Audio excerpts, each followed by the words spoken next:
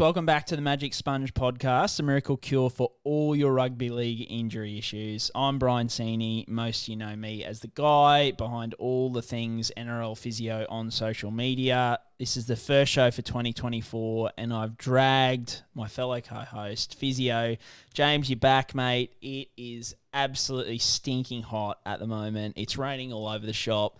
Summer, look, I'm not the biggest fan of it at the moment. It can go away, mainly A, to get rid of the weather, but B, because once it goes away, we're deep in footy season. How are you, mate? Brian, really good. Really keen for 2024 to roll around into footy season.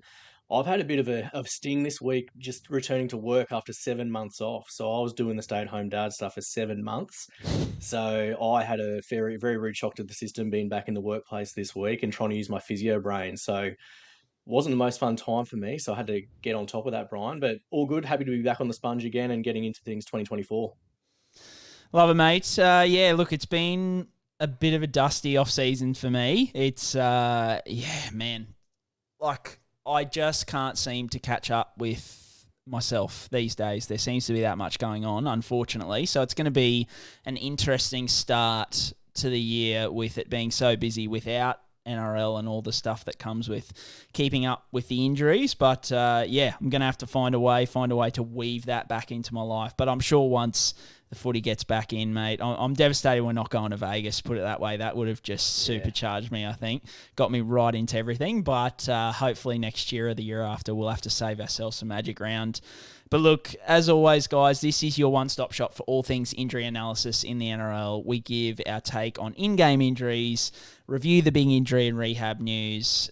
We've got casualty ward, talk through the implications of certain injuries on things like recovery time, performance, and, of course, SuperCoach and fantasy scoring.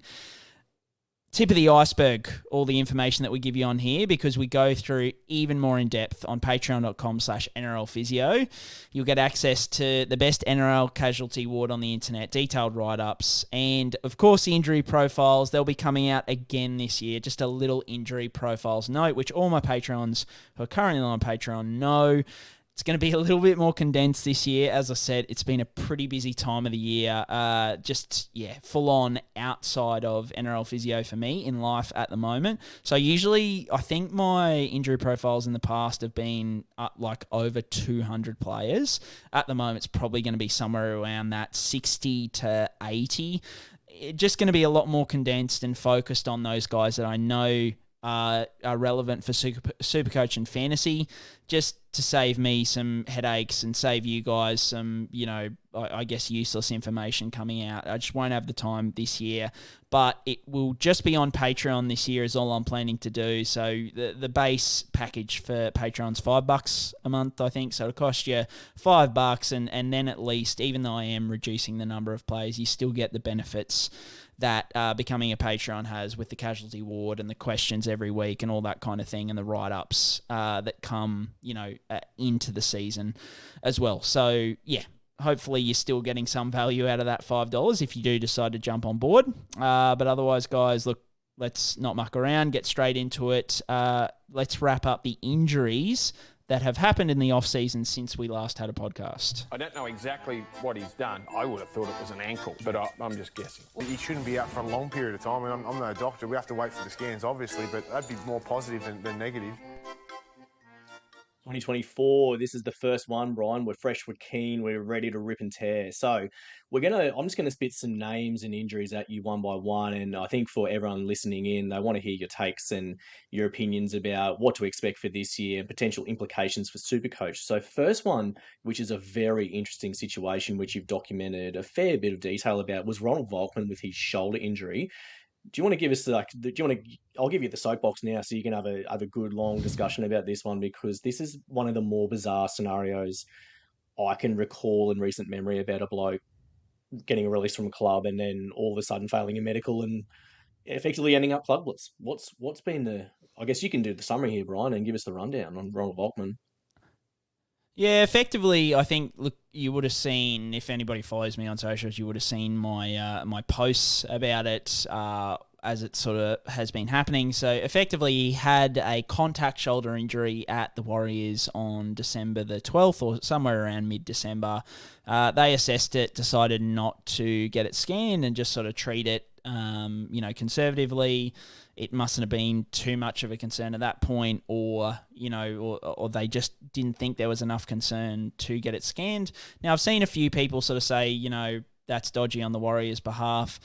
Look, guys get lit up, contact injuries, that kind of thing, all the time. So it's hard to know because, I do think that now we've found out that there's 2 screws dislodged in his shoulder from the previous shoulder reconstruction. So I would be surprised if that hadn't at least diminished his function enough to sort of be like, we probably should check this out. But there are some things like Michael Morgan, played for ages with screws loose in his shoulder before they eventually had a scan and found out that, and he knew there was an issue there, but he was just like, no, it's okay, I'll play through it, it's fine. So it just depends, on the player as well. Ronald Volkman could have been underreporting his symptoms, those kind of things. So there are things that you could, in hindsight, it's wonderful to sort of sit there and be like, the Warriors should have scanned it.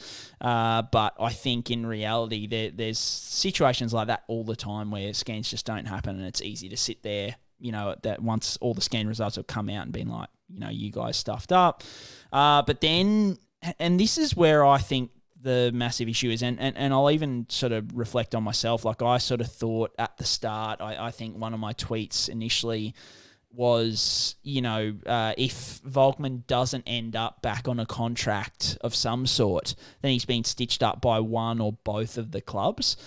And I purely said that because I would never in my wildest thoughts have come across or thought that his manager would have approached this situation like he has, because effectively what the reports are is that he pushed through a release for Volkman from his Warriors contract on Christmas Eve or right before Christmas.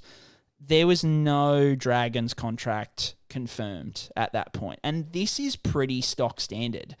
Usually a player will then go to their, once the talks have been there, and you might have had informal talks with your club being like, hey, will you release me? I've got a good deal over here. I've got a 5-year deal or whatever it is over here, or an opportunity to play first grade, which Volkman has.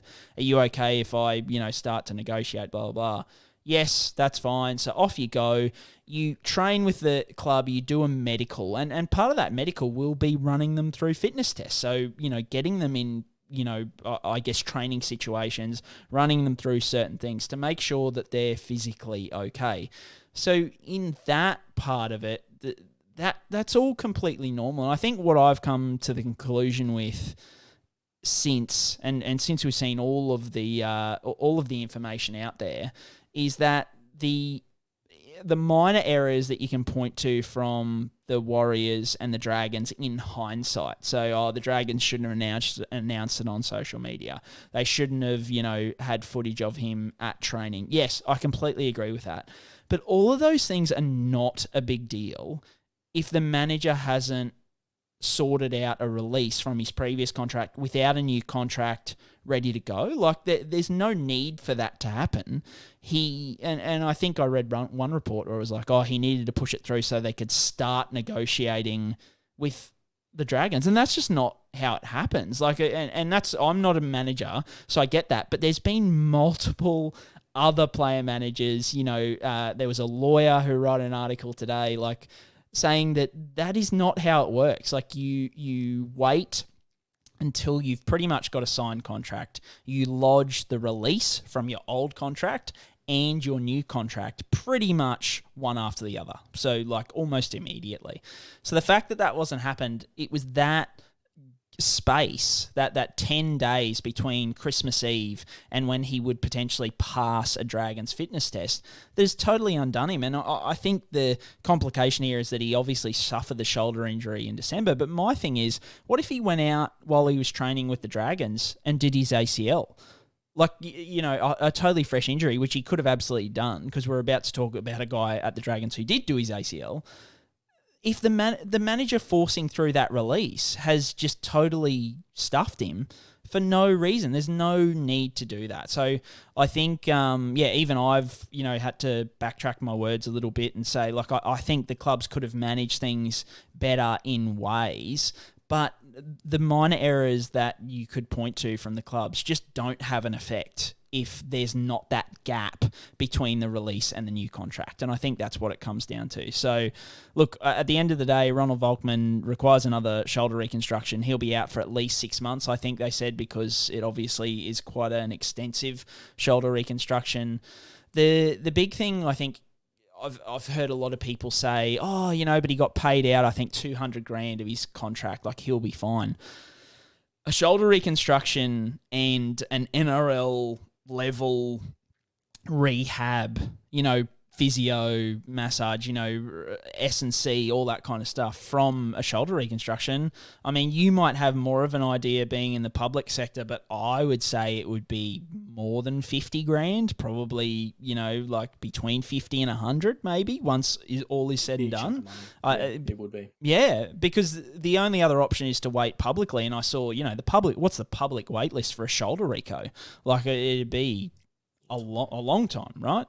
So I just think at this point in time, Volkman's just been really hard done by, and I just hope that there's some sort of recourse. The cynic in me thinks that the manager should pay for it all, to be honest, with what's happened here.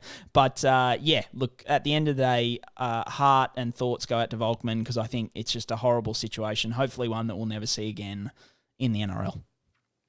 Yeah, fingers crossed for him on the rehab journey that he's going to have to go through. Second name on the list here, Brian, from the Dragons as well, Corey Allen, ACL injury, so he's going to be out for the season, obviously. Was it at the first training session that he was at as well? Was it session 1 that he injured his ACL? Oh, I'm not sure. I hadn't actually seen. I think it was like effectively session 1 for the new year. So I'm not sure when he signed and when that all happened. But yeah, look, I mean, just absolutely horrible, especially for the Dragons, who could have done with a Queensland Origin legend in their midst to kind of, lift their spirits and their performance. But same thing. Thoughts go out to Corey. He won't play this year, obviously, next year I wouldn't be expecting the world from him, because obviously coming back from an ACL is a tough one, but good luck with the rehab. For sure. Next one on the list, Brian, was Payne Haas. Reported as a hamstring injury. It doesn't seem like the Broncos are majorly concerned by this today. No, I think minor hamstring injury, just like some tightness, I think more than anything was what they were saying. So it is his second hamstring issue in 12 months, but we'll talk about Payne soon, why we're both, pretty keen on him. I'm not concerned with that at all. Very good. For the Penny Panthers, a couple of big names here. It's good to talk about Nathan Cleary with his PCL injury. We've spoken about that previously on the podcast in late 2023.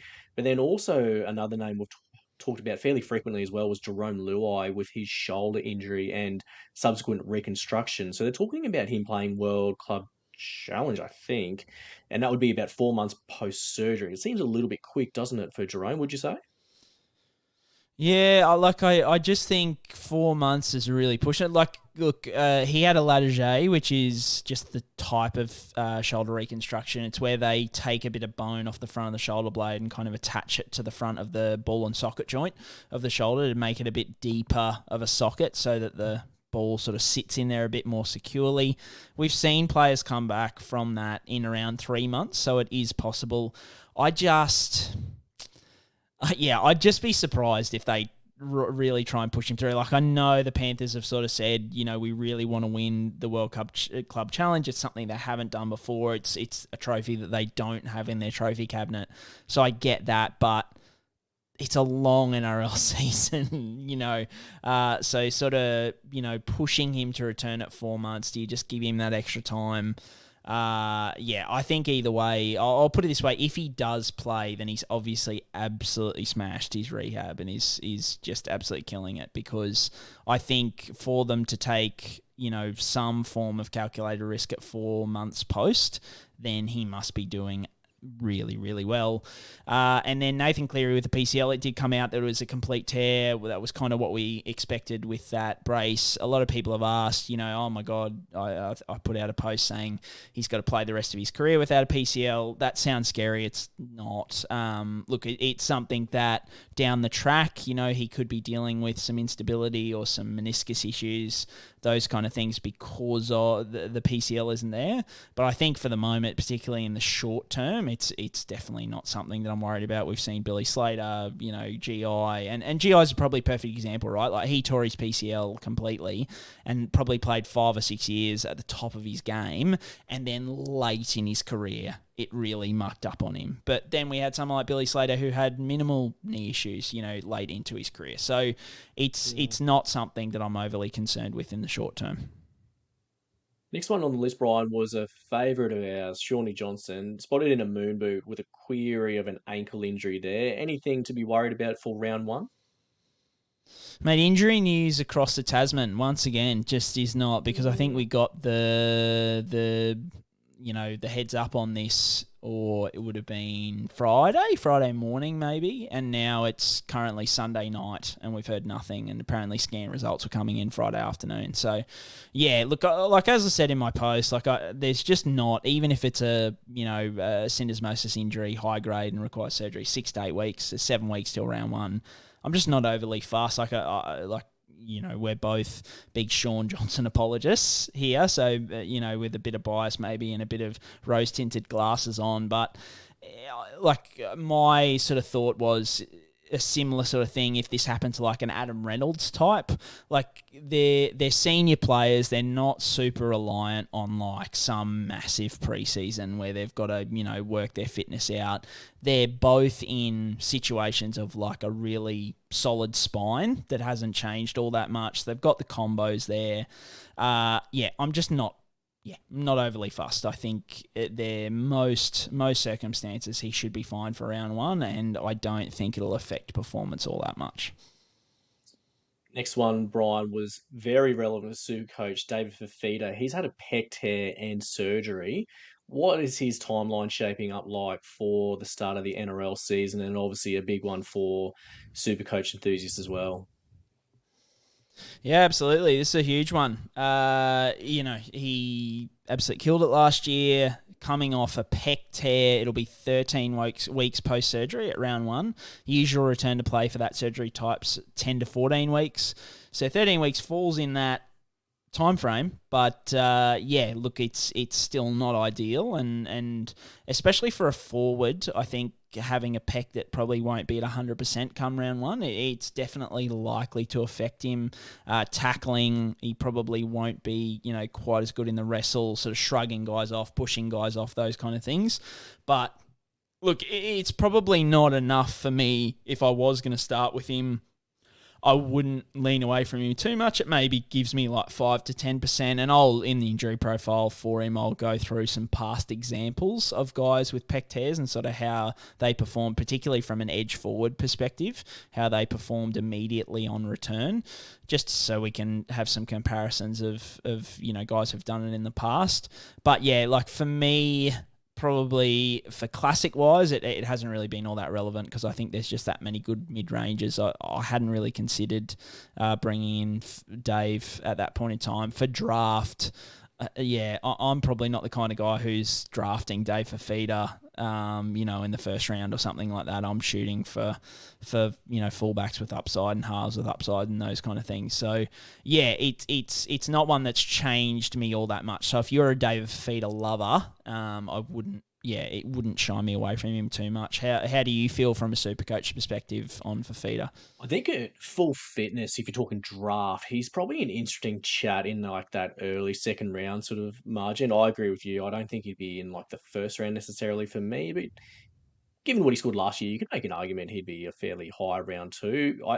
I think if you're sitting there on the clock and he's sort of like maybe mid-late two now with this news, it might lean me more that way a little bit. I don't think I would start him from a standard point of view. I think my team construction is going to be big at fullback and big at halfback this year is how I'm going to construct my team. So subsequently, someone's going to miss out, and most of the time that's going to be like a big second row forward. I would dare say, like someone like a Fafita, where you can try and target some mid-range guys or some lower price guys. So that's the way I'm just going to build my team for the start of the year. So fingers crossed for Dave Fafita. Hopefully he's back near his best come round one for the Titans this year. And Des Hasler, very interested to see how he shapes those boys up this year with Des Hasler, the magic there from the mad scientist.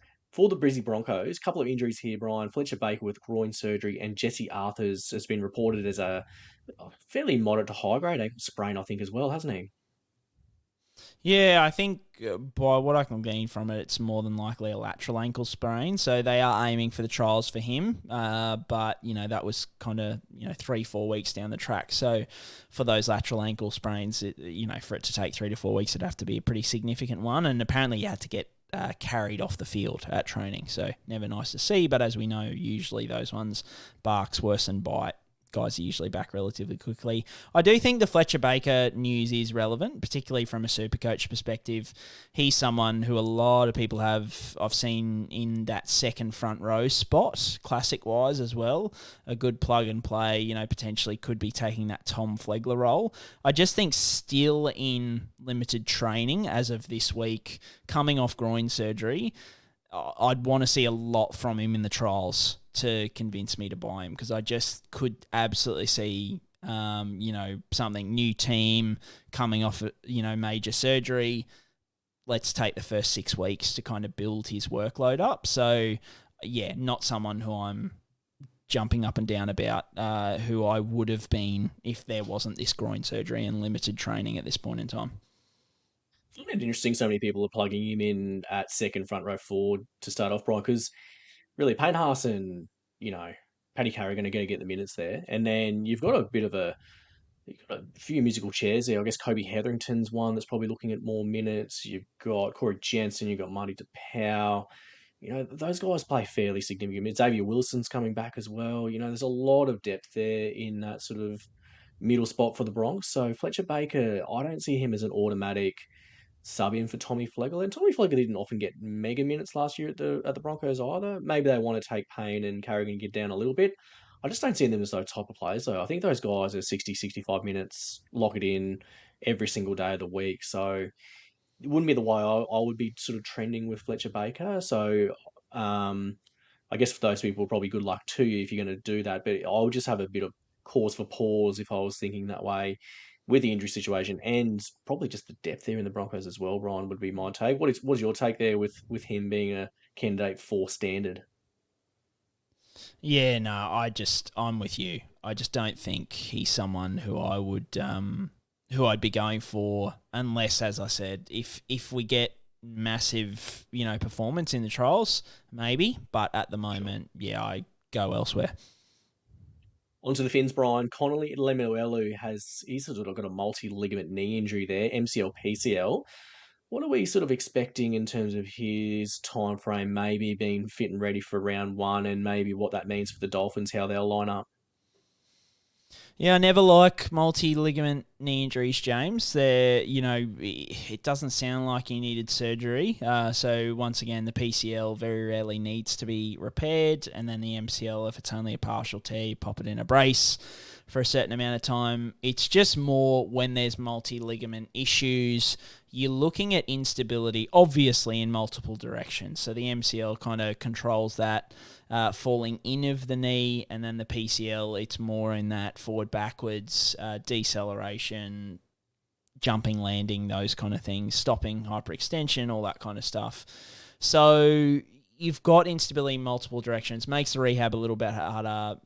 The mind games a little bit as well. Like we see players coming back, and I have athletes all the time coming back from those multi-ligament injuries. I would argue sometimes like an MCL, PCL like this can be tougher mentally than an ACL at times. But, if you've got a clean ACL, it's still, once you start mucking with instability in multiple directions, it can just, really play with a player's sort of mental edge a little bit too. So he's someone who I wouldn't be jumping on early season. I am more than happy to wait. Hopefully, as a Finns fan, he surprises me and absolutely kills it. But I think with Ewan Aitken probably moving to the forwards this year, especially an edge forward kind of role with the Finns having bought 2 centres, I think there is some depth there for them to kind of ease him back in as well. So yeah, he's someone who I'm definitely cooler on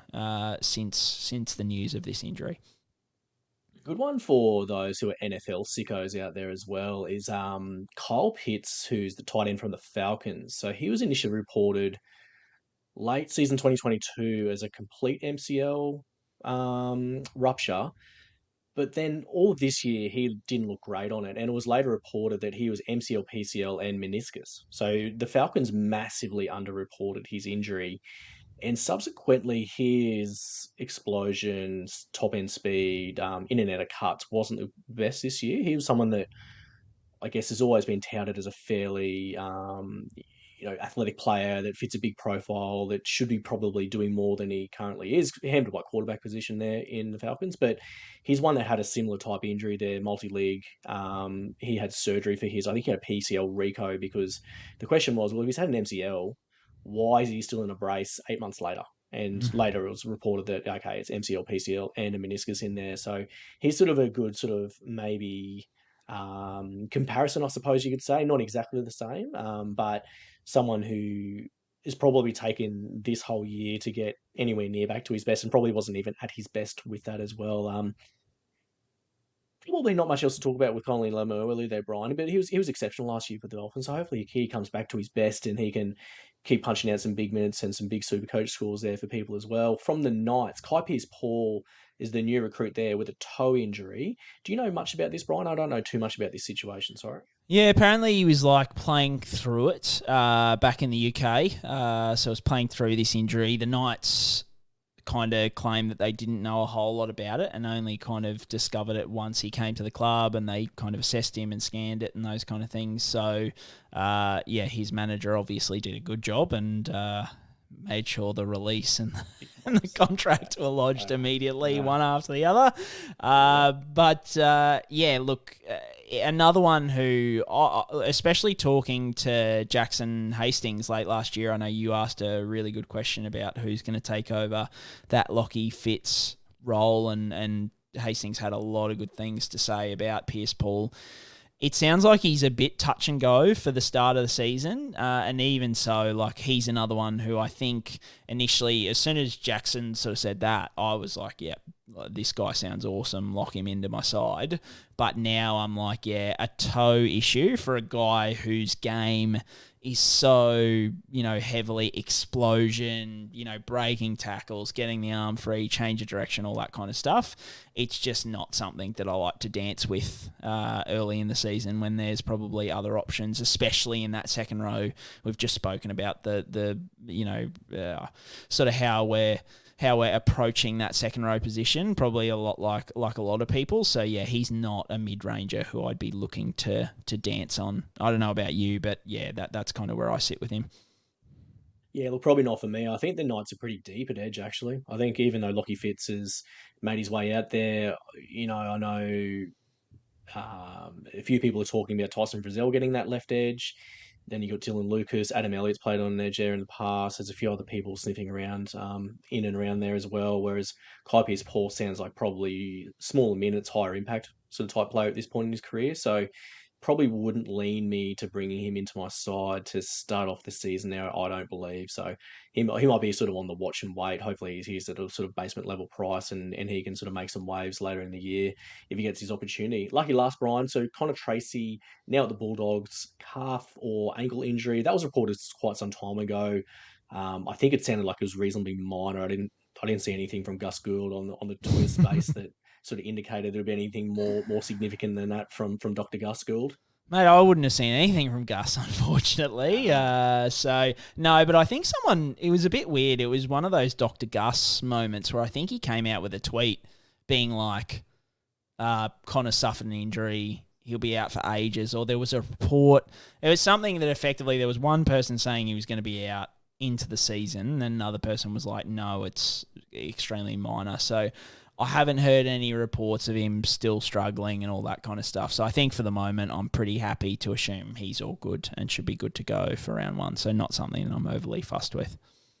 Yeah, nicely wrapped up there, Brian. What we're going to do next, we're going to talk deep into SuperCoach and deep into, I guess, injury considerations with SuperCoach in mind as well. So what we're going to do, we're going to go through this list club by club to get your sort of your January take here. Obviously, a lot will change between now and the start of the season. Once trials happen, once first team list Tuesday drops, what a time that is for everyone looking forward to the season. So I'm going to go through one of the people that I initially liked from a SuperCoach point of view, and then Brian, you're going to chime in and add your special flavour with the injury considerations. First off the rank here, so Brizzy Broncos, home team here for me. In terms of interesting Supercoach takes, I couldn't find anything super interesting here, so I'm going to talk about Payne Haas. And as boring as this sounds, he averaged 73.5 last year, but when you dig into the detail here, only one try, two line breaks in 20 games. And for reference, so Tino Fasil Malawi had 6 and 6 and he averaged 77. So what I'm thinking here is he might not be someone that I start with, but I think he's got to get in your team ASAP. He's probably due for some positive try scoring, uptick, I would say, maybe a little bit more offload. There was a couple of games, I think, in terms of Origin, in terms of the grand final, there was a few that I can just remember where he just nearly pulled through a tackle or nearly made a line break or nearly set up a line break assist where he could really potentially see an average over 80 this year. I don't think that would be an unreasonable thing. Minutes will be the discussion, but Payne's got a massive engine. I don't think Kevin Walters is going to be having him off the field too much. He's a marquee player for them. He's on big bickies. He's going to be seeing minutes, and I think he can outdo what he did last year based on that, Brian. So Payne Haas is my take for the Brisbane Broncos. Pretty boring. There wasn't anyone I really liked anything more than that. What about yourself for the Broncos? Who have you got your eye on, and what do you want to sort of give us some insight into from an injury point of view? Mate, I'll just a little word on Payne Haas. I'm all about him. I think something that people forget is that the last 2 seasons he's played through, like niggling injuries, ongoing injuries that are unrelated. So 2022, it was the AC joint issues. But then last year, and it went a bit under the radar, he had an ankle sprain in the preseason that then he aggravated in Origin. So in Origin camp, they said he was playing through this ongoing ankle tendon issue from the injury earlier in the year and then was dealing with it later in the season as well. So this is a guy who, like, I would not be surprised, and I've, spoiler alert, I started with the Broncos for the injury profiles and I've already done Payne's. And I've said, I wouldn't be surprised to see him average in the 80s, this year, because I think there is, obviously Flegler's gone and all that kind of stuff, but the injury, like I could have said he was my injury consideration because I think that's something that's gone under the radar a little bit, is that he did play with that ankle issue last year as well. But another guy played through an issue for most of the season who I think could really explode this year. And I'm sure saying this, you're, as a Broncos homer, going to be right behind me. And that's Ezra Mam. He had a contact knee injury. I believe it was in round 3. I'll just check so I'm not getting that wrong. Yep, round 3. And played with it for a while and then aggravated it significantly later in the season. I think it was round 23 as well. But just had his knee strapped off and on for much of the season. Was dealing with, a few different stability issues, pain, that kind of thing. So here's a guy who, we all saw what he can do in the grand final, scoring 3 tries and that kind of thing. He's another year older into his career. He hopefully, won't be dealing with a knee issue heading into this season. There's no real, concern for me in terms of, I'm not worried that knee issue is hanging around into the next year.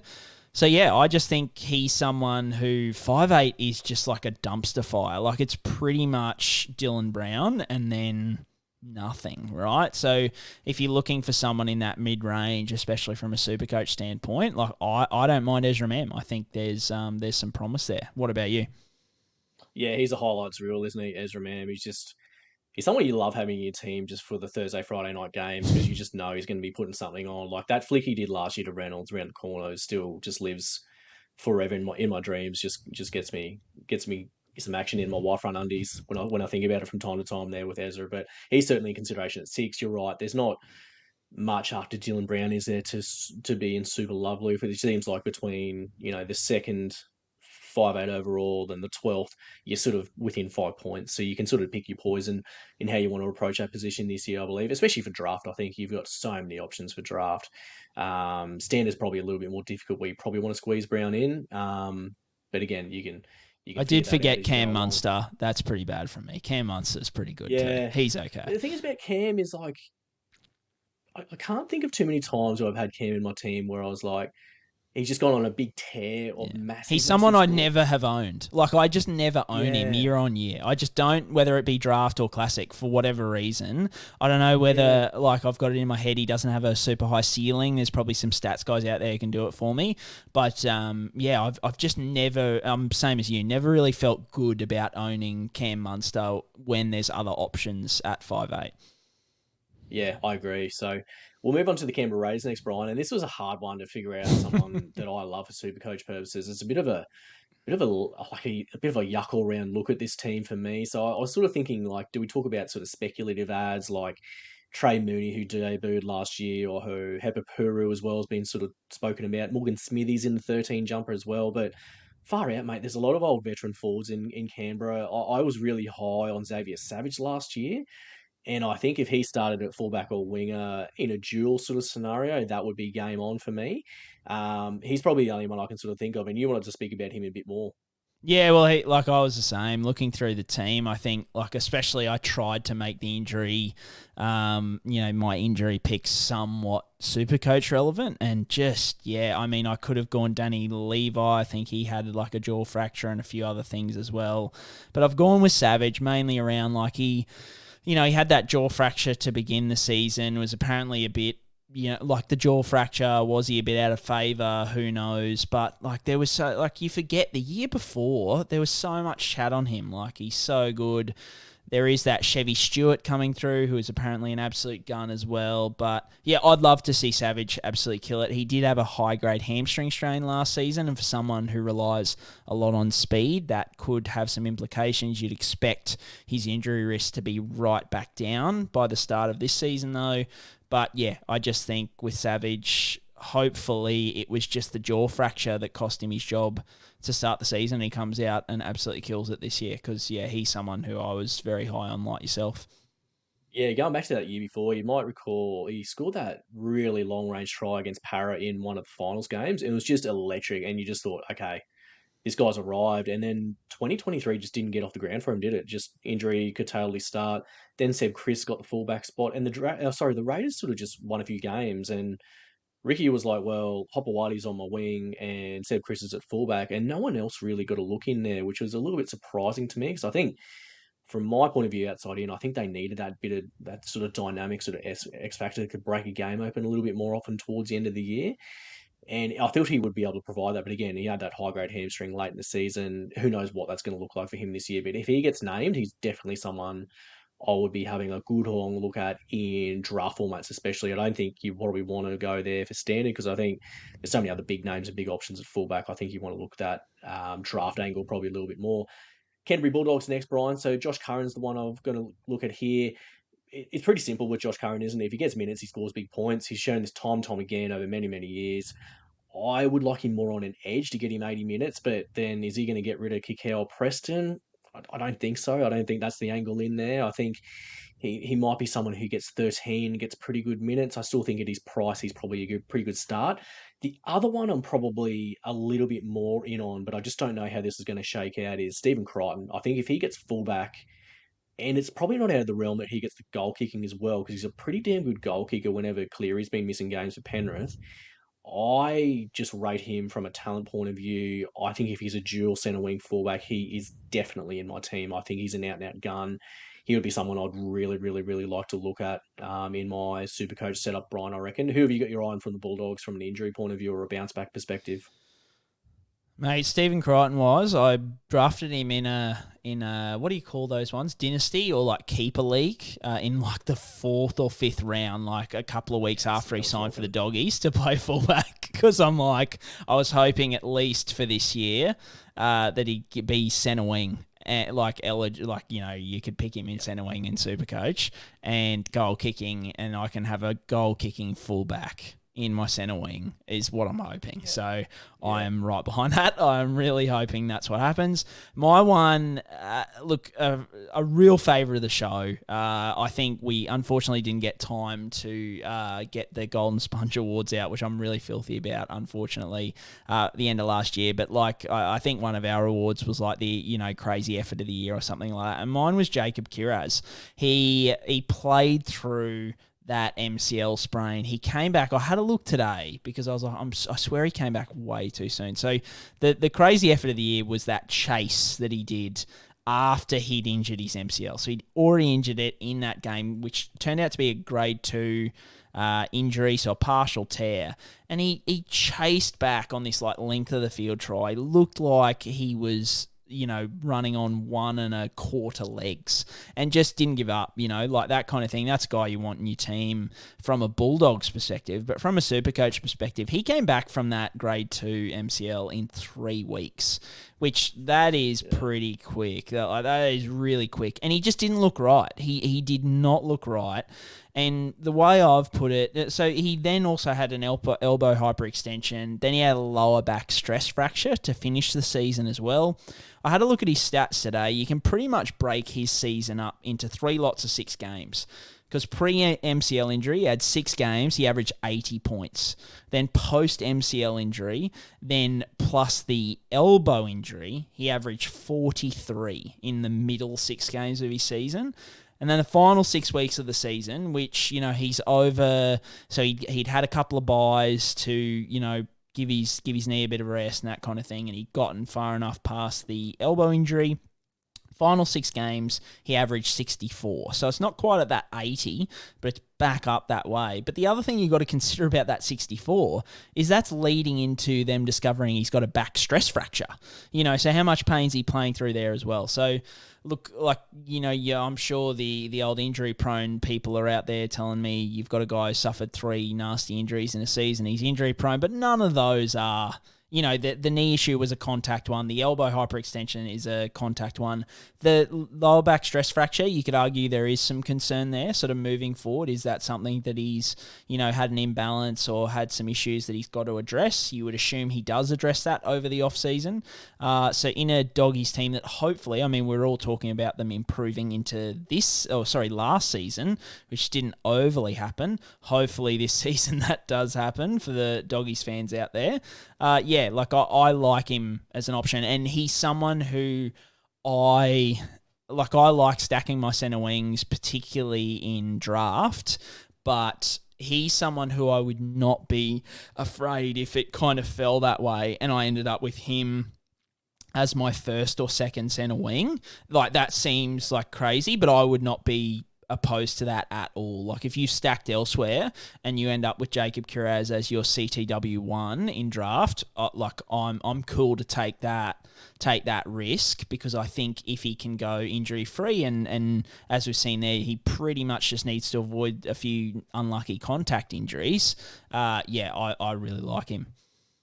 Yeah, his base was unbelievable last year as well, wasn't it? Based on power stats, he was just ripping and tearing. So hopefully we see him at his best again this year, Jacob Kiraz.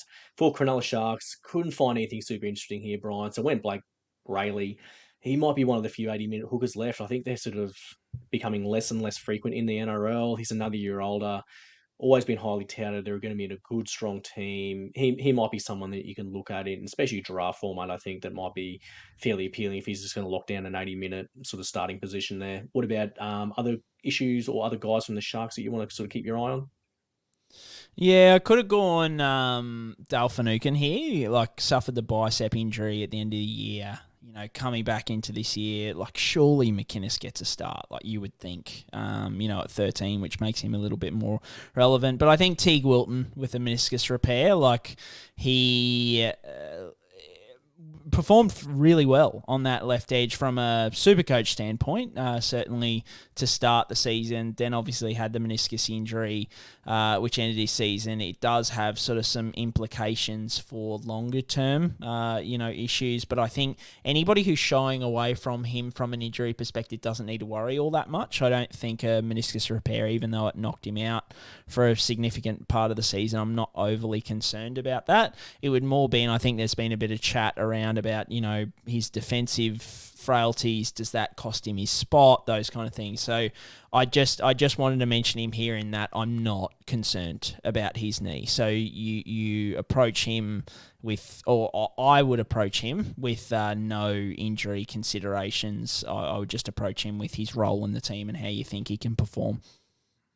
Very good. Probably not much else from the Sharks there, Brian, because we're going to move on to the mighty Dolphins up there in Redcliffe. So my person I've got an eye on, well, it's not really one person. I think just whoever plays fullback out of Herbie Farnworth or Hamiso Tabuai-Fidow. I think whichever one gets fullback is what I'm probably most keen on. I think they're both absolutely elite. They're probably in the conversation for best left centre in the comp. Both of them with Stephen Crichton probably in that same conversation, or Latrell Mitchell when he plays there in Origin. I just think you want whoever plays fullback there. I think they're probably going to be moderately priced, but I could see a situation where, like a guy like Herbie, he could be really attractive if he's dual, especially if he's fullback and centre wing eligible potentially. I think that's one to definitely keep an eye on. Who have you got an eye on from a Dolphins point of view, and who's looking good at the fan day that you had there the other day as well? Is anyone looking in Mate, all of them. Every single one, just peak of their powers. We'll talk about my favourite player later, and his transformation. But one guy who I was sneaky, it was almost like, who is that to start with? Josh Kerr. He has lost a bunch of weight because I was always really, whenever he used to play on an edge for the Dragons, I'd be like, why? Like, he's huge. How can you play him on an edge? But mate, he's trimmed up. I couldn't believe it. I was like, wow, they're doing something right out at the lovely grassy plains of Redcliffe. But my one to look at from an injury perspective, Jeremy Marshall-King. I think not a lot of people are sort of overly keen to pay up at the hooker position unless you're going Harry Grant. But I think Jeremy Marshall-King does have some argument. So he played through, obviously, that shoulder issue. So you take out his injury-affected games in terms of the minutes, because he was usually an 80-minute player, but he had a couple of games, 2 or 3 games there that were directly affected by that shoulder injury. So I think there were other games where his performance was affected, but his workload wasn't. So his minutes were still quite up there. But even if you just take out the ones where he had restricted minutes, and he's up at a 70 average or a 69, 70 average from, early 60s. So, and then you've got other games where how limiting was it on his performance? Could he not, perform as well because that shoulder was bothering him? Look, he did have a lot of attacking stats, like a crazy amount of attacking stats. I mean, they will come thick and fast in a really, really gun side like the Dolphins, don't get me wrong. But yeah, look, I think he does provide enough. He certainly provides some injury optimism in terms of considerations. Injury considerations, I think you can count on there being an uptick from him performance-wise. It's just then, do you think he can keep the attacking stats up, I think. But yeah, if you're not keen to go right up to Harry Grant, but you want to try and find somebody who could still, average around that 70, I think Jeremy Marshall-King's a good option. It's a good shout. I guess the only other one would be, do you reckon he goes 80 minutes with, who's a young bloke there? Cody. John Plath's son. Oh, no. Oh, Cody as well. Max Plath, yeah. Maxi we'll Plath. see, He's sort of been pretty touted as well, huh? Yeah, well, they've got quite a few. I don't know how they're going to go about it. Because they've obviously got O'Sullivan and Katoa, who are more than likely going to be starting halves. But then Cody was really good last year, really good, even though he's got his frailties here and there. Then you've got probably the favourite for bounce back player of the year, Anthony Milford, coming off he could, who knows what he could do. Dally M wouldn't be, beyond his reach. But there's just a lot of guys in and around that 14, backup hooker, that kind of thing, playing the halves. So yeah, I don't know where they're going to go with that, but Wayne has seemed, even when we've had that guy on the bench, he's still, like Jeremy Marshall-King has still played 80 minutes. So yeah. I wouldn't be surprised if he continues to do it. Very good. Gold Coast Titans is next there. I'm really interested to see what Des Hasler does with this squad and where he can sort of get them to. I think in terms of Supercoach, Fafita and Firma are pretty obvious edge players I like this year, so I'm not going to go into them in any sort of great depth, but I think I'd rogue one that I was just looking into over their squad, and Mo Fodawaker was a guy at front row forward that pumped out pretty big front row forward minutes. There's not a lot of guys that get as many minutes as Mo Fodawaker does. And he was close to 60 with a pretty, like, it's not an elite points per minute sort of split there for Mo, but he gets a little bit of a discount because he had a run of low scores towards the end of the year. He also got sent off in that Warriors game and he scored -2. He played 2 games for Queensland last year, so he seems to be fairly regarded by some heavy hitters in the Queensland setup. I don't know. I think he's just one to keep an eye on. He's probably not someone I'm going to start with in my team, but I think when you look at his minutes, that's pretty attractive for a front row forward. I think someone that you can plug in there who's guaranteed, sniffing close to 60 plus minutes there, especially like in a setting when him and Tino are going to be running the minutes there in the middle for the Gold Coast Titans. But, he's still young as well, Mo. He's still developing. He's had some exposure to high level footy now as well. I don't think I want to put my money on him blowing up this year, but I think if he's just points per minute is just a little bit better, he's a 60 average player, which in front row is pretty goddamn valuable. So he's a deep dive. I don't know if it'll work out or not, but Desi Hasler's got some good performances out of front rows in the past, like Jimmy Graham, Sam Cassiano sort of spring to mind there. So it's not out of the realm that Desi could get him fit and firing. So I'm interested to see how that goes. In terms of players under sort of injury or bounce back from injury that you're interested in, Brian, who have you got there from the Titans?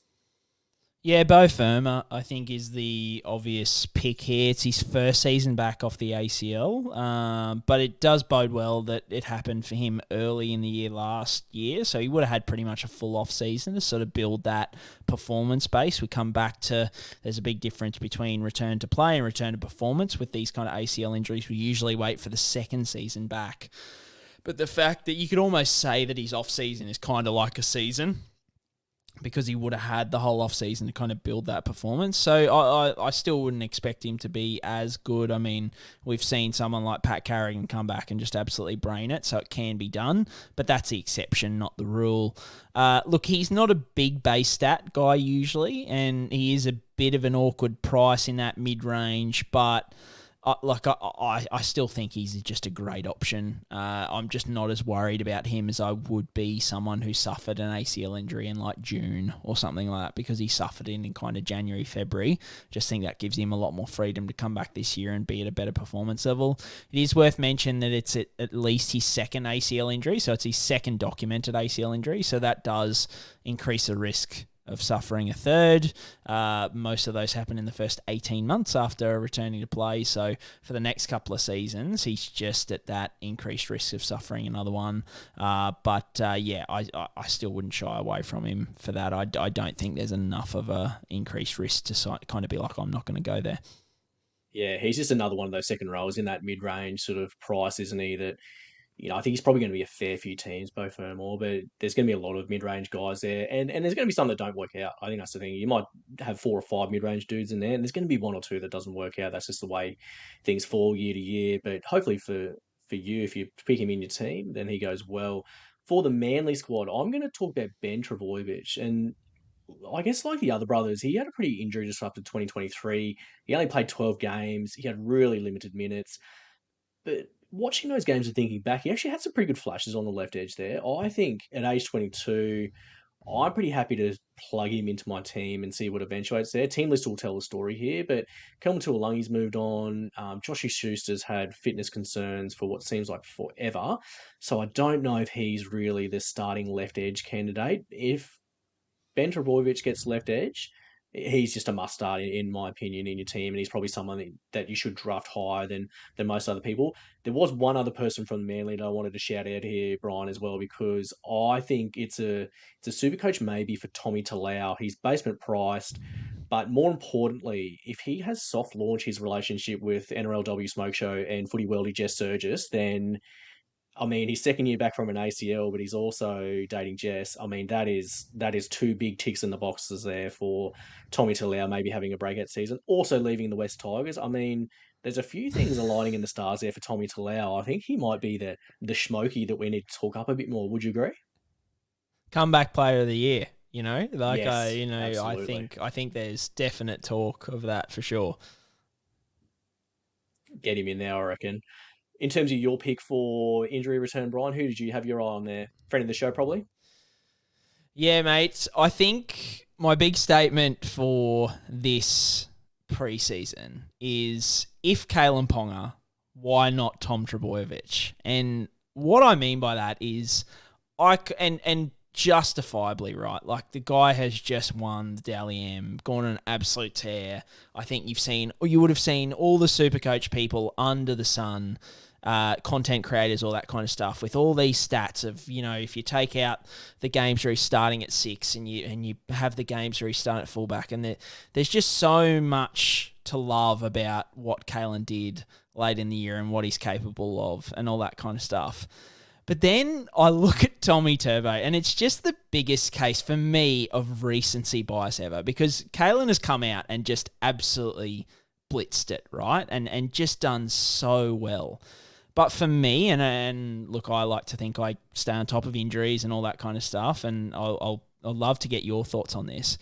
But moving forward in this year, I haven't heard a lot of people talk about Kalen like they have Turbo in regard to injury risk, right? There's been a few little mentions of Kalen can avoid concussion, but it's not just if Kalen could avoid concussion, he travelled halfway around the world, not even 12 months ago, because it was am I going to continue to play footy because I've had that many concussions? Yeah. That is nothing to joke about, and I'll say I'm super keen on both of them, and I want both of them in my fullback spot. I'm happy to take the risk on both of them. But I guess the point that I'm making here is that just because Tommy Turbo finished the year, with a pec tear, and there is no way Tommy Turbo, for me, is at more of an injury risk heading into this year than Kalen Ponga.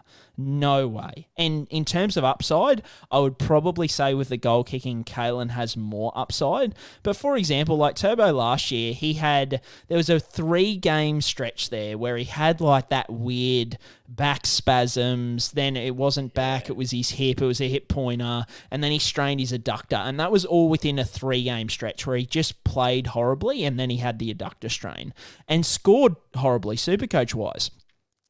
Now, I know a lot of people look at Tommy's season last year as a bit of a failure. Those 3 games out, he averaged 98 last year. 98. He ceiling, is... That's just... Mate, there's not many blokes that have that ceiling. That's what I mean. I just think that... I just find it really interesting because I'm all in on both of them. I think to start the year...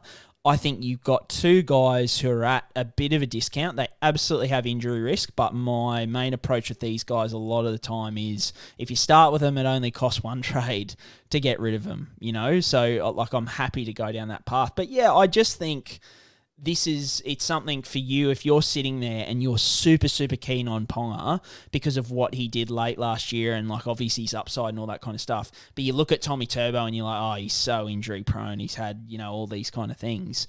There's more connection for me between multiple concussions than a hamstring, a history of hamstring injuries and then a pec tear and back spasms like that.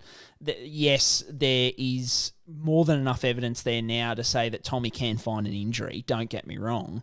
But as I said, Kalen was in all sorts of trouble, not even 12 months ago, and concussion is one of those injuries where the risk doesn't decrease very quickly. That is stuff that, that concussion history is always there with you. So if he suffers another one moving forward...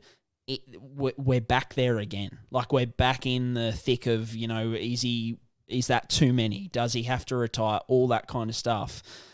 it's just, yeah, they both, and I think it might come off like I'm talking negatively about them here, but I'm all about both of them because I think their upside is just so huge, and both of them will be far enough removed from their injuries. Like Ponga will be, near to 12 months since his last concussion, and Turbo will be, 6-8 months from his pec tear, which is way more than enough time.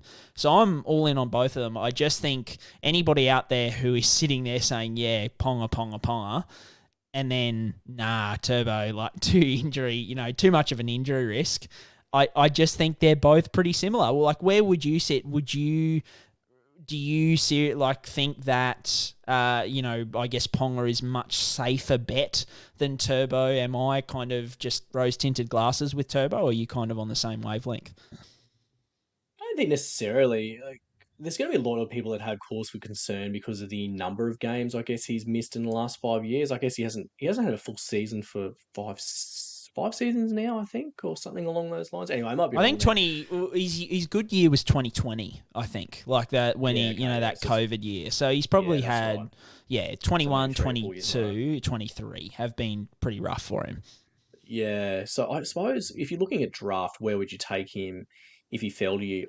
I think if you had pick 7 and he was there, you're probably having a pretty good sniff, I would say, because if he gives you 10 games and he's scoring that type of average, that's still a lot of games you may potentially win, which could be a difference maker, compared to the point of difference you get from a different six, like a Cam Munster, for example. Like there could be a six that outperforms Cam Munster quite considerably. I think with Tom and that ceiling, it's just, my God, it's so hard to pass up at that point of the draft if you're picking in that mid-late part of the first round, because you get stitched up so bad in draft if you're not getting the top 3 picks, because those 3 guys have the biggest ceilings and you're trying to sort of shoot the lights out and make up that difference. So I think if you're in that mid-late part, you've got to hope you find lightning in a bottle. And I think Tom's one of those picks that can be like that. But yeah, I guess to your point, is he more or less than Caleb? Look, I don't think so either. I think a lot of the stuff with Tom, I just look at it as being horrendously bad luck. He's just got, I don't know what he's done in a previous life, but man, he's just been seemingly so unlucky in that Pappenhausen sense as well, where he's just been really, really unlucky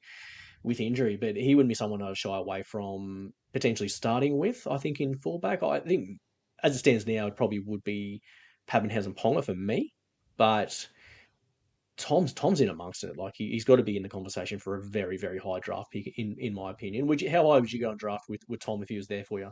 Yeah, I think I'm pretty similar. I probably haven't listed out my top 10 yet, but I think like it's clearly you got Cleary and Hines at 1 and 2, and then you've got your group of Ponga, Latrell, Turbo, like these kind of guys in that next bracket. So yeah, I agree with you. I think around that probably 6 to 7 range, I'm not against it because I just think for a season that's seen as like another failure and those kind of things, he suffers a contact or a traumatic injury in suffering that pec injury, and he still averaged near 100 in his good games. And I say healthy games. Yes, I realise it's hard for him to find healthy games, but that's I think my point isn't. I'm not sitting here saying Turbo is like this, going to go injury free this year for sure.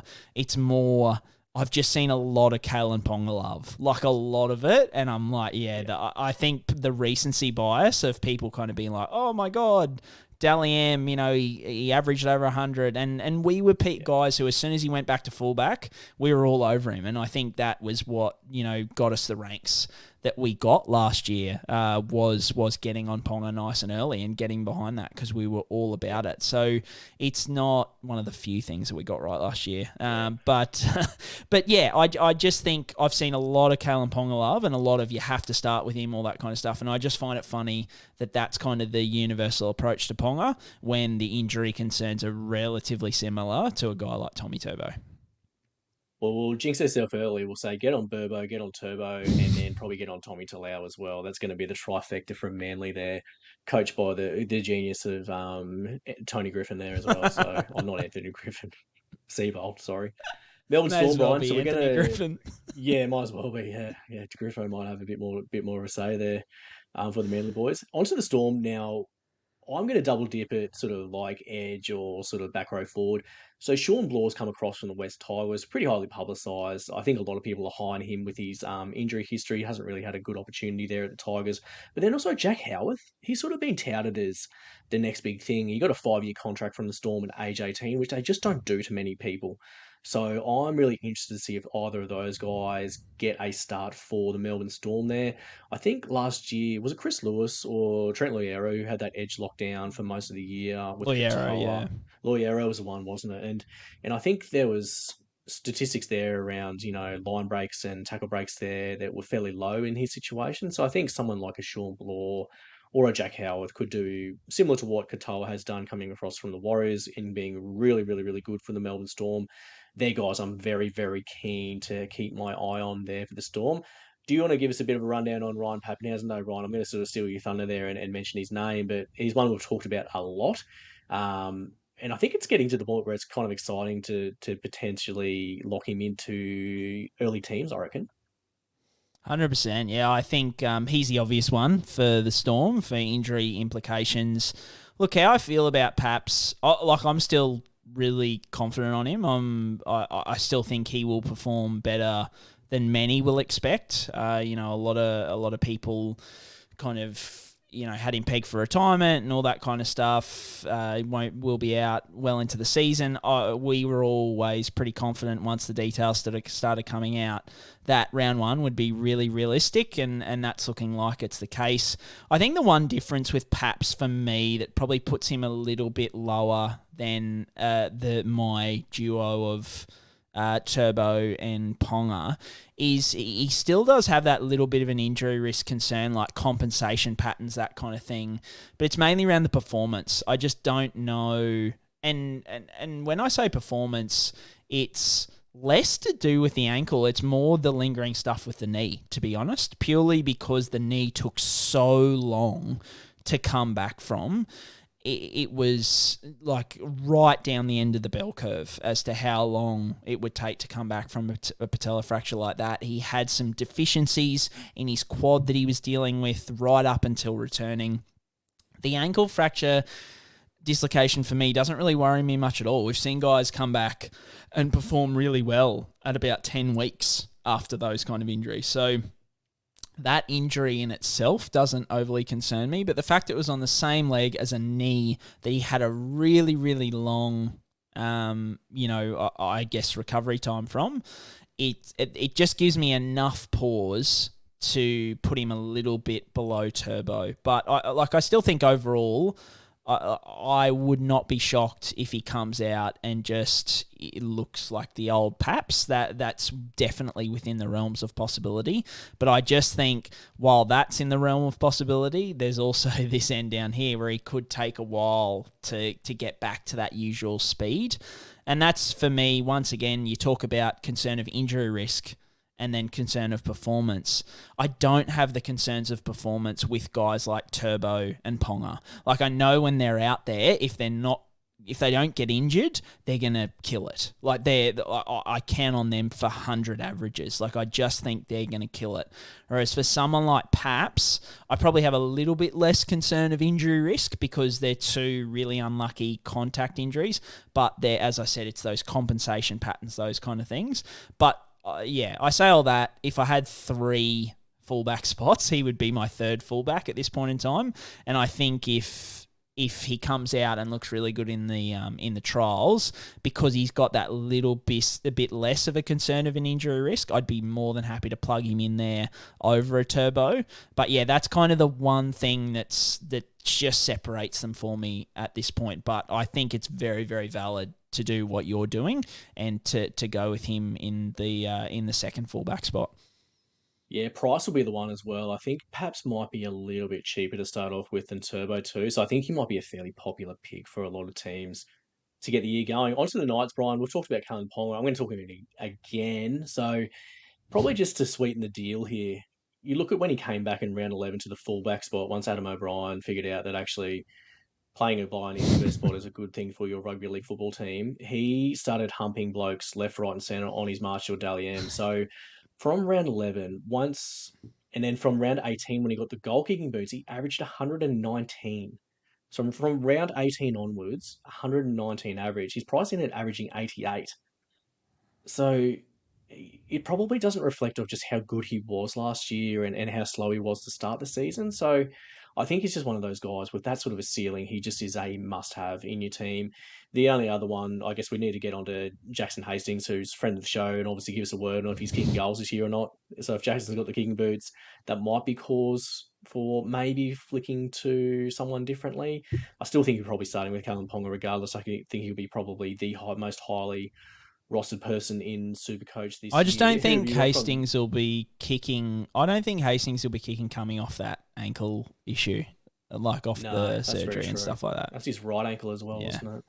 Yeah, that's true. Yeah, good shout actually. So, and there's no one else in that squad that I can think of that's handy with the boots because their spine's still intact. So, Yeah. no outside backs. No, I can't think of anyone else actually. So it's probably going to be Kalen, isn't it? When you think about it. So it makes it lock and load, in my opinion. Who have you got from the Knights there that you want to keep an eye on, Brian, from an injury point of view? Jaden Brayley, I think, is the other obvious one behind Callum Ponga. So it is his second ACL on that leg. Round one is approximately 10 and a half months post-surgery. He's gone overseas to Bill Knowles, our favourite Bill Knowles. But, yeah, look, I'd just be surprised if they shovel a big workload onto him early with, the Crossland emergence. This is his second ACL injury.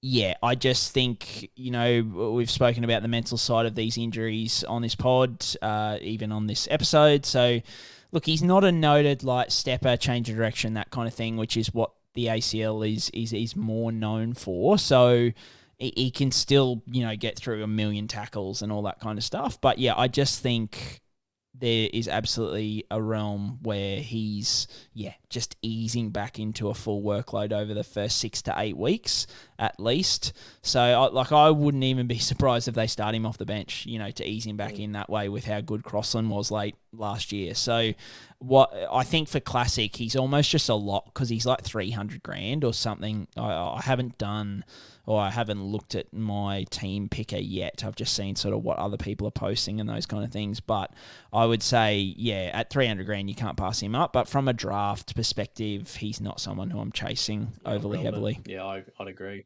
We might move forward to the New Zealand Warriors, Brian. So I've chosen Roger Tuivasa Sheck. So I think a lot of people are thinking, oh, RTS is back. He's going to be in my SuperCoach team. Even if he's in the centres, he's still being a Jet. But when you look at the guys who've come back from a stint in rugby union, they just never come back at their rugby league apex, if at all. So you look at Sonny Bill, you look at Sam Burgess, you look at Lottie, you look at Matty Rogers, Wendell Saylor, Benji Marshall. Like none of them have come back to what they were when they left. And there might be someone else there that I'm missing there that I can't recall. So, dox me in the DMs if you want to. But I guess it's just, can Roger buck the trend of that? I just don't necessarily see it happening from centre wing. I think the only way he becomes enormously fantasy relevant is if there's an unfortunate injury to Chance and he gets the fullback spot. Because as it stands at the moment, I just don't think he's going to be someone that I have got locked into my centre wing position like I've seen a lot of other people have. So I'm happy to not start with him. If he blows up in calves, then I'll eat humble pie. I think I'm happy to do that just based on what I've seen historically. The one thing in his favour is he's had a full off season to probably, get weight and shape, back into sort of league form rather than rugby union form. But a lot of those blokes who were guns went and came back. They didn't come back as explosively as they sort of left. So I just, that sort of gives me a little bit of trepidation and just thinking, should we really make Roger a must-have in centre wing? I'm sort of leaning against that. What about, from your point of view, Brian, with like Roger and your other player you wanted to talk about, do you think he's someone that's a must-start or must-have for your initial team? No, I don't think so. Not playing centre wing. I think if he's at fullback, 100%. Like if something happens to Chance between now and the start of the season, you just absolutely lock him in. But yeah, at centre, I'm not fussed. I love Roger, don't get me wrong, but at centre, I can't get around that. To start with, my player, Tohu Harris, look, worth remembering once again, he played through a knee issue for most of last season. Bit of a weird sequence. You'll hear me talk all the time about MCL sprains having a low re-injury rate, and it's because they're those contact injuries, a bit of bad luck. He at least aggravated it once and potentially twice.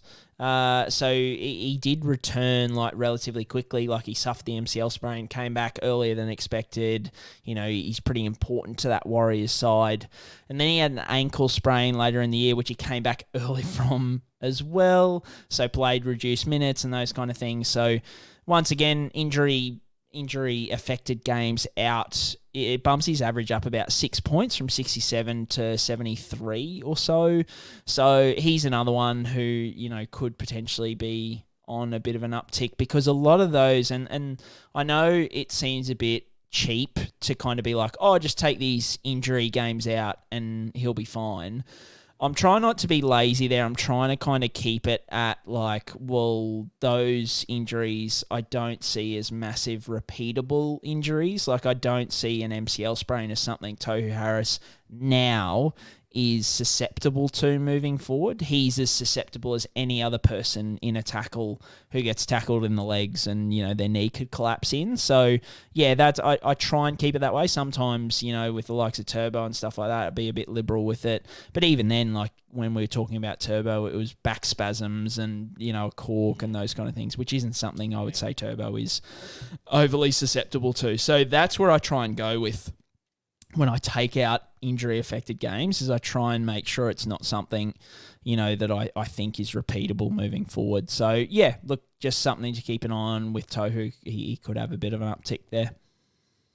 One team that disappointed last year was the North Queensland Cowboys, Brian. So we're going to talk about them now. I've chosen to speak about Jeremiah Nanai. So he averaged 57 last year in 2023, and he had a massively mixed season. So he had multiple suspensions, he had sin bins, he had non-80-minute games, he had pretty significant try-scoring regression, which isn't out of the realms of happening. Then he had an awesome game in Origin 2, and then he got an absolute bath in Game 3 by Cody Walker and Bradman Best when they were just carving up down that left edge for the Blues. In the last 6 games of the year, he averaged 70, and again, he had a mix of tries, lack of minutes in there in the end. I guess if I was a Cowboys fan, I'd probably be in that mid-range again for a second role, but I don't know if I'm necessarily going to be there quite yet, unless there's word out of the Cowboys that he's, they're shaping up for a much bigger and better season. But he's a bit of a smoky old Jeremiah Nano, because he had such a good rookie season, and I think last year you just have to sort of write off and put in the bin, and probably expect bigger and better things from him this year, in my opinion. Yeah, mate, I think those last 6 games kind of ruined, in a way, what could have been a really, really hot buy to come into this year. I think the fact that he just killed it in those last 6 games puts him at that price where you probably don't want to dance with him at that point just yet. So, yeah, he's someone who I'm like you. I could absolutely see some improvement, but there's just enough doubt there for me to be a bit wary.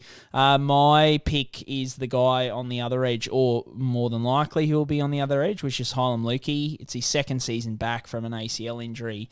He didn't play 80 minutes once last season, just checking there now. Yeah, so, surprising, isn't it? We saw what he... Yeah, we saw what he could do in 2022. So I really like him for a bounce back season. I think I saw some footage of Luciano at preseason training. He's looking a bit bulky, so I just wonder whether Luch has always been a bit bulky, but I just wonder whether he's moving into the middle. I think if I was a Cows fan, I'd love a front row of Jason Taumalolo, Ruben Cotter, and then Luciano at 13 or something like that. I think that'd be a... because they've got Lukey, they've got Nanai, and they've got that, I want to get his name right, Finifuiaki, I think, who is an absolute gun on the edge as well. So they've got a lot of edges. So I think finding one of those guys to move into the middle would be super valuable, because the ghost of Jordan McLean and the ghost of Cohen Hess are currently playing in there at the moment. I should have said the corpses of those two guys. So I think, if Lukey is named to start there, I think he could have a really good year. He's a real sneaky draft pick for me. I don't mind him late rounds. Yeah, I like that. For the Parramatta Eels, Brian, everyone's talking about it, but the Sean Lane season, isn't it? He's going to be left edge outside of Dylan Brown. If he gets 80 minutes, the attacking stats are going to come there. He's that sort of player. He averaged 69 in 2022 and he's pricing at 700 grand. So if you're a Supercoach sicko, there's plenty to like there for Sean Lane on the bounce back there. Who have you singled out there from the Parramatta Eels, Brian, to keep an eye on from an injury point of view? Gutho for me. I think meniscus repair. Look, he's known as a workhorse kind of guy. I've spoke about Teague Wilton earlier in the show about how the meniscus repair doesn't overly stress me. It's more a long-term injury. The one thing about Gutho here is he has a history of 2 ACL injuries in the past as well. So it's just starting to stack up those knee injuries, those major knee injuries. It is a little bit concerning. You just wonder, and I think there was, once again, Facebook rumours or whatever, there was something where he was dealing with an injury the other day or something like that. And while, once again, the old Facebook rumours or the DM, I got my first big wave of DMs this year about Gutho mid this week. Oh, he suffered an injury, all that kind of stuff. I'm like, footy season's not far away.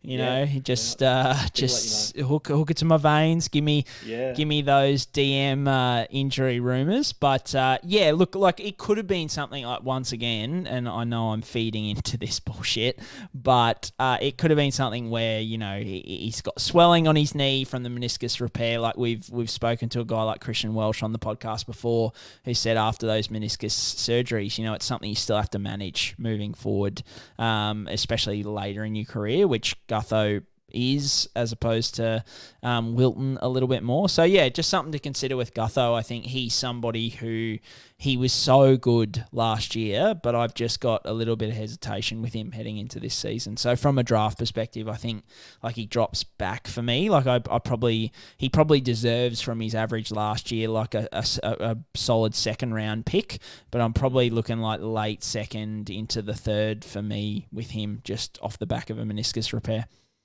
Yeah, I think that's a fair take. And there's a few fullbacks that have jumped up a little bit more as well that have probably leapfrogged him there in terms of guys who are probably younger on the upswing of their careers too. For the Penrith Panthers, Brian, I've chosen to talk about Jerome Luai. We've seen Jerome a lot in the papers and the media over the off-season with his contract situation.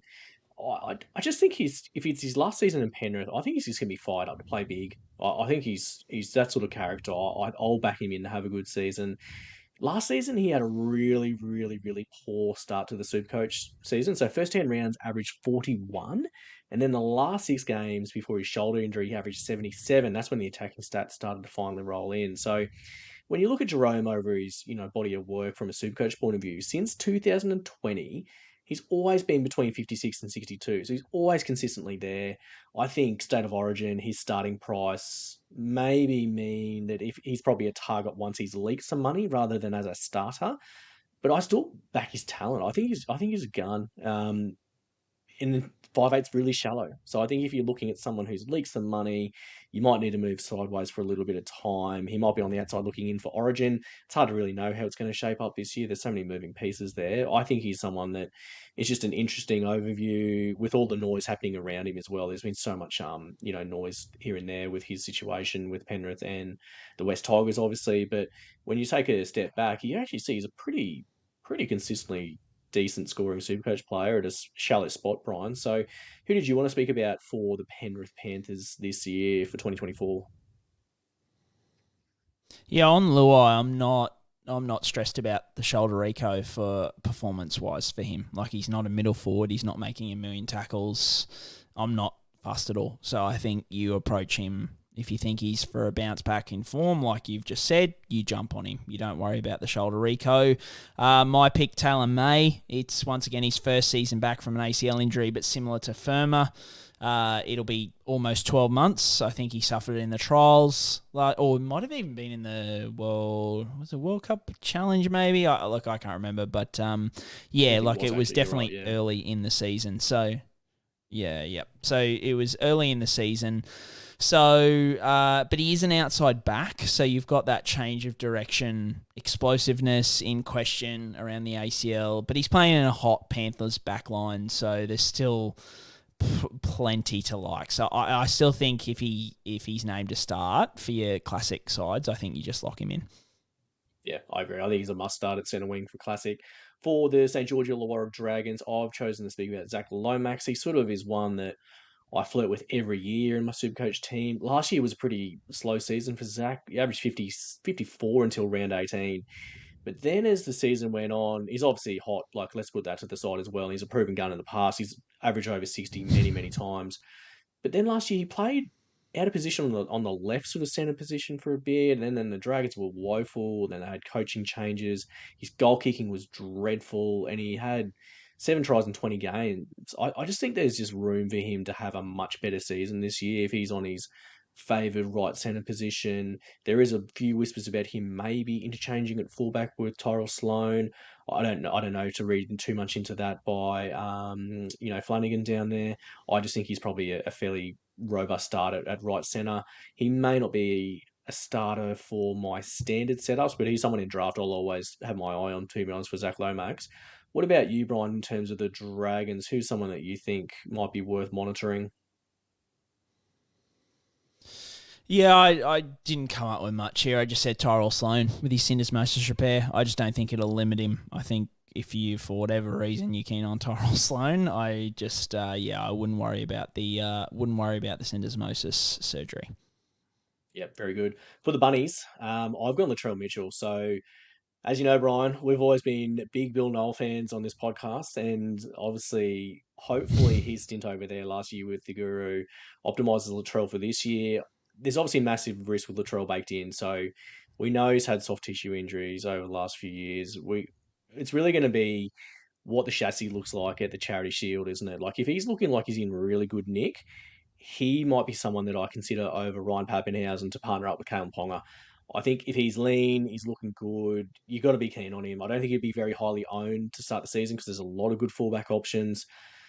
But the thing I really like about Latrell is that when he plays a fairly low-ranked footy team, he's one of the most set and forget captain options in Supercoach, which is pretty valuable in my opinion. So if you can, partner that when he's going to play some bottom 8 teams and the Bunnies get rolling, I think he could be really, really valuable. I really just want to see what he looks like, what it's moving like in the Charity Shield. I think that's going to be the one. If he looks good in Charity Shield, he looks keen, he looks lean, he will be definitely into my teams. I love having him in my team. But if he doesn't look like he's in optimal fitness level or as fit as he's ever looked, sort of type vibes, then he may not be a consideration for me there for the Bunnies. So, what are your thoughts on Latrell, Brian? Like, he's been someone that you've had in your Supercoach setups many times or often?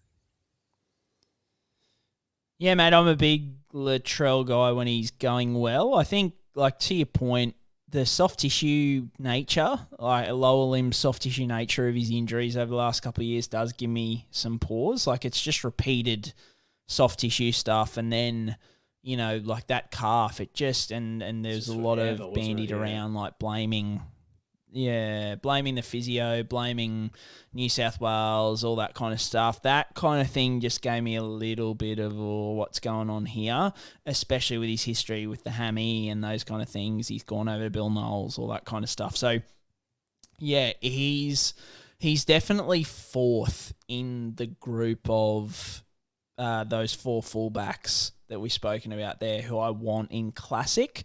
I think in draft I would still take him over Paps and Turbo, but it's not by much because I think while his injury issues haven't been as significant as someone like Turbo or Paps, I think there is still that concern of the repeatable nature of, the lower limb soft tissue strain. So he's someone who I'm still always interested in because like all the reasons you mentioned, but yeah, I'm just a little bit hesitant.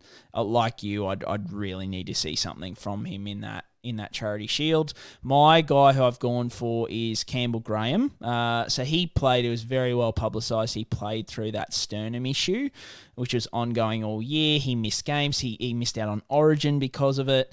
And something a bit cool, a mutual friend of ours who is now, I don't want to get this wrong, but is Maxi a rheumatology specialist? Yeah, that's right. Yeah. So I got in contact with one of the smartest people that we know to talk about this because Campbell Graham actually had a bone infusion, which I had only heard of it in my elderly patients. Like, that is the only time I've ever come across it, when they've got like osteoporosis and those kind of things. So they use this IV treatment to effectively, the way I've had it described to me is it kind of poisons the osteoclasts, which are the part of the bone that sort of reabsorb the bone. So it stops you from reabsorbing bone effectively. I think I might be getting that wrong. So sorry, Maxi, if you're listening. I'm sure he's a religious listener to the Magic Sponge pod. But yeah, effectively he's had this treatment, which is is reserved for elderly patients with osteoporosis most of the time, and he's having it, for his sternum. So, like, I think there's some prospects that if he's over the sternum, that's something that would have just been killing him all season. So he performed so well last year. There's prospects for him to be even better, but then you've got the added component of if he's gone to those lengths. I think in Maxi's words, it was something like, if he's getting that done as an athlete, he's in all sorts of trouble. So that does give me some concern for him added as well. So just something to keep an eye on. I think if we hear reports that, Campbell Graham's over it, his sternum's fine, then I'm all in on him. I think he's a great option. But if there's kind of something coming out, or he's still dealing with, some pain in his sternum, stuff like that, I could not be further away from him. So here to there, it's all over the shop. Yeah, it's a good one, isn't it? He was so good before his sternum injury, though, wasn't he, Campbell Graham? Like, I had him in the Invitational, and he was just pumping out scores week to week to week. It was historically like the Bunnies were like left edge so heavy, and then last year it just flipped around, and Campbell Graham was just scoring meat pies for fun on the right side there. So yeah, he's someone, if he's fit, he's really going to be high up in your centre wing rankings. For the Roosters, Brian, we're going to go onto them as a side. Such a weird year for them last year. Some bizarre selections there from coaching and, injuries throughout the year. I want to dive into Angus Crichton here because he had probably the biggest stinker of a Supercoach season ever that I can think of. Previously, he's a guy who's averaged 76, 75, and 66 over his last 3 seasons, and last year he averaged 40. So if you cast your mind back to 2023, late in the offseason, got a bipolar diagnosis, and he didn't come back until round 8. So then he also had a late season MCL injury, I think, as well, and he played, bugger all minutes in there, and then he was out of the rotation. There was Nat Butcher, Egan Butcher, Siwa Wong. What to make of Trent Robinson's coaching selections here, I don't know how that's going to shake out there, especially with Crichton and Sam Walker as examples last year. The other thing that I sort of realised as well was there was almost a deal in place with him to go to rugby union where, was his name? Was it Hamish McLennan was the CEO there? So Hamish McLennan and the Crichton family are like family friends. So that was almost done, signed, sealed, delivered. But then when McLennan got booted, I think that fell through. So Rugby Australia said, "No, we're not going to honour that contract anymore." So there's this added layer of, is Angus Crichton playing for a contract this year as well? I don't know. Like, I think if he is in that scenario where he's playing for a new deal, I think you're going to see someone who is super motivated, who is a proven gun, who's played Origin in the past. He's versatile. He can play edge or, in the middle there. I think if he gets named in the starting team on an edge, he's just got to be someone that you have, and maybe someone that you take a punt on and draft a bit higher than you might think you would. I think Angus Crichton's a really interesting one because last year was just such a, bizarre season for him with, the really delayed start, the complications with that, and then everything else happening in the background there. And where it sort of leaves him in the wash with that team is interesting, isn't it? Because there's not a lot of clarity about how they're going to line up for round 1, the Roosters. So sometimes when there's a bit of unknown, that's where you can cash in on a bit of value in Supercoach for sure, isn't it? Yeah, it's been said by way smarter people than us footy-wise, which is not many. But the Roosters are just so deep this year, especially in the forwards.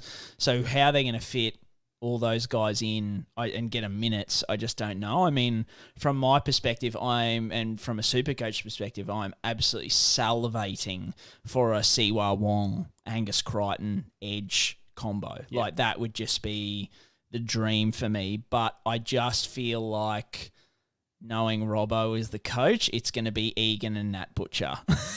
That's all we're going to have to deal with. I feel like that's what it's going to be anyway. Yeah, or just a timeshare. Which So, also as bad.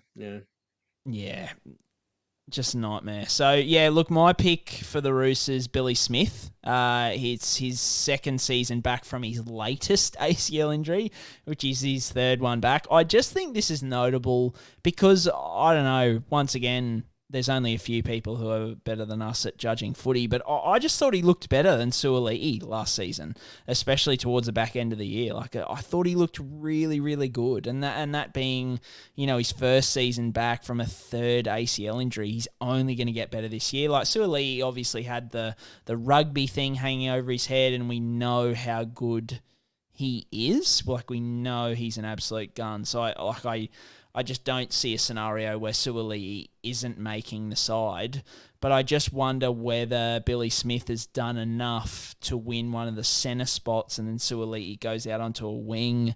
Like, there's a Daniel Tupou who, has had that groin issue that is re-torn late last season. I think it'd be pretty scandalous to drop Daniel Tupou, but I've seen Robbo do weirder things, so I don't know where he's going to go with that. But yeah, I just feel like Billy looked really good in centre last year, so I just think he's only going to get better this year. Is the point that I make? He's always an injury risk because I think going from a third to a fourth, it's like 30 or 40% of guys in the NRL who suffer 3 ACL injuries go on to suffer a fourth. So he's absolutely got that risk there. But yeah, I just think if he can jag a spot, I think he's only going to improve. Yeah, and you just have to think the Roosters are going to be better this year as well. Like, last year I know they made the 8, but geez, they underperformed for a lot of that season. Lucky last, Brian, we're going to talk about the West Tigers here. There wasn't anyone that I was super interested here, but if you had to put a gun to my head and I had to find a mid-rangey sort of player, I was going to talk about Isaiah Papali'i. Previously averaged 78, 79. And then last year only put up 56 as an average, and he sort of shedded 300 grand. So if you chose him in your team early doors, he had pretty limited attacking stats in a wooden spoon roster. You probably weren't super happy. Also lost his dual position, so lost dual second row and front row last year. So I don't think there's anyone really from the Tigers that I see as a must-have to start off the season. But if you had to put a gun to my head of who I'd probably roll the dice on in a draft format, Isaiah Papali'i is probably the one for me that, maybe he just has an uptick in attacking stats. He's going to be playing 80 minutes on that left edge, most likely, again, like he did last year. He's one of their marquee signings. He's probably as good as chance as any, I would dare say. What about yourself? Who have you got your eye on for the West Tigers there to finalise things? Yeah, I just say Adam Dewey's probably the big one. He's kind of been the forgotten guy, I think, in all this Jerome Luai kind of stuff, is that, he's obviously signed on. They've got, who are they going to have? Aiden Caesar. They've got the young fellas in Latu, Fainu, and Jaden Sullivan. Yeah. All this kind of stuff. And Dewey's, they're just slogging away. Adam Dewey, famously, 2022, our injury buy of the year, that went down a treat. But, we'll always be Dewey fans on this show. I think I'll always be his fan, but I just think this isn't going to be his year. He had his second stage of his ACL reconstruction in July, so a return from 9 months onward could be potential. So what's that, like April-ish? But the sooner he returns, the more concern I have over his performance and his workload and those kind of things. And then I think. The Tigers have been conservative too, haven't they? Like, when you look at them in the past, they've been probably one of the more conservative teams. 100%. So that's kind of, I just see them taking it a bit easier with him. I wonder if with Luai not coming till next year, do they bring Dewey through Cup? Because they're like, well, we've got these young guys who want to try it at 5'8". Maybe they've got a few young guys so they want to try out at centre. I think this is Dewey's last year of his contract, so if they're not really that interested in re-signing him, does he get back into the NRL team at all? There's just a lot of questions. So, yeah, he's not someone from a draft perspective who I was taking him. I think 2 years ago I said don't take him no matter what. last year I said take him in the first round, and now I'm saying I probably wouldn't take him at all. So, yeah, a bit of a fall from grace for Dewey, but I still believe he was a wonderful pick last year. I'm just devastated that he did his ACL again. Poor bugger. Yeah, it was pretty lucky. I had a coin flip between him and Matty Burton, and Matty Burton didn't set the world on fire, but at least he got through a whole season. So Yeah. I got kind of lucky there. But then I was pick 8, and who was pick 7 was Tommy Turbo. And when I saw him off the board, I nearly cried because the drop off there between pick 7 and pick 8, it was just a cliff, and I was like, bloody hell, that's where you do not want to be in Oh, draft any no. time for NRL. You don't want to be less than probably 4 or 5, I reckon, any season, because your drop off's just so massive. Yeah. Brian, that's a wrap of all the teams. We've done really well to get through all that. Very last thing we're going to do is look at the Patreon questions. So, as per usual, patreon.com/NRL Physio if you want to have a chat to Brian and drop in your questions for him to answer. The only one we got in here tonight is about the shape that Valence Tafare is in. So, he's looks like he's lost a stack of weight, and one of the patrons here wants you to send him the program. And he says, thanks in advance for sending me the program because Val's looking lean. What's he doing, Brian? What's the good source? I stood next to him yesterday, and look, we all know that I'm a big Val guy, so I'm happy to talk about, just the joy that he brings to me as a big man, or not as big a man anymore, but yeah, I couldn't believe how light he was. Like, he was 124 kilos, and I saw the photos of him, and I missed him all day. Like, we got there early. My daughter was so keen to, she was really, really keen to go and get her face painted and all that kind of stuff. There was a fan day on Saturday. And, I just didn't see him all day. The players were kind of rotating around. I'm like, it's just not going to happen. And it's funny, I was there with my brother, and my brother, and he was the Cows before the Finns came in, but he's obviously come over to the Finns as well, trader. That was where we were born and bred, so we're back on the Finns. And so his favourite player at the Cows was Tommy Gilbert, and so Tommy's obviously come over as well. So my brother was super keen to get on, to get a photo with Tommy or get his autograph or something like that. And all I wanted was a photo with Val. I got a photo with Edric Lee for the whole Lee Cousins thing because I love that G-up that they like Queensland Origin legends. But I was just like, bugger, I'm not gonna get a photo with him. And as we were leaving, we were walking out the door at 11:15. It was due to finish at 11.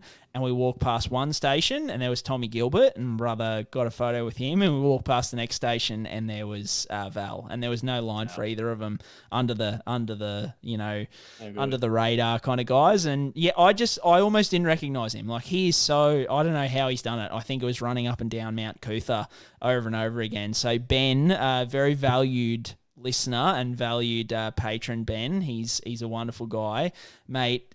I tried to ask him, and he just kind of chuckled it off and said a lot of running. So if I could do it, I've got a few dad kilos to lose here as well. So I wouldn't mind getting on the same program, but I also wouldn't want to be on the end of a Wayne Bennett roasting for being overweight. So I think I take it either way. But look, guys, that's a wrap for this week. A bit of a long one to start the year, but we figured we'd kick it off with a bang and give you a whole bunch of information to wade through. Hopefully you've got a couple of weeks to get through this over the next couple of weeks before the trials start.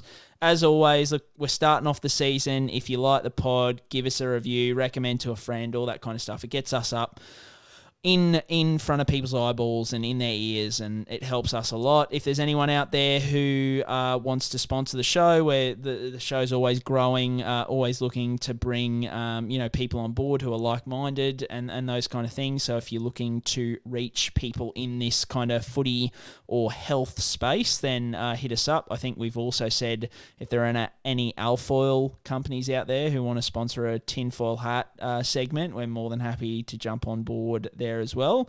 But otherwise, James, this is number one of what's more than likely going to be a lot of pods this year. I'm pretty excited. Just get footy back and get SuperCoach back is all I want. I just want that back. Get me drafting, man. I'm hungry for some drafts. Yeah, froth levels are building, Brian. So we're going to be looking forward to big and better things on the Magic Sponge this year. Can't wait, mate. Let's strap in and do it. Awesome, mate. All right, guys. Look, this is the first. I was like, what do I say at the end? I always say up the mighty, mighty Redcliffe Dolphins.